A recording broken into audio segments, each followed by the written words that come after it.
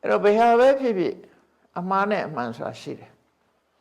အမှားလုပ်ပြီးရင်ကိုယ့်ဟာကိုမှားတယ်လို့ပြောရမှာအမှားလုပ်ပြီးအမှန်ထင်းနေတဲ့လူကလူမိုက်ပဲမှားတော့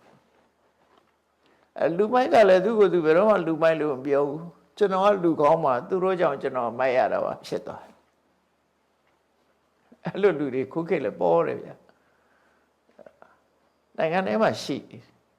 ငါဘယ်တော့မှနောင်တမရဘူးဆိုတဲ့လူတွေရှိ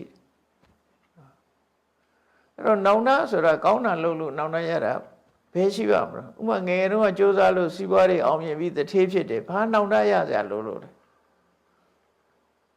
နောင်တဆိုတာနောင်မတန်းတာပြီးတော့စိတ်ထဲမှာမချစ်မရဲဖြစ်တာမှနောင်တလို့ပြောမှာပေါ့ဟုတ်တယ်မဟုတ်လားနောင်တဆိုတာနောင်ကြမှာတန်းတရတဲ့ဟာကိုနောင်တလို့ခေါ်တာ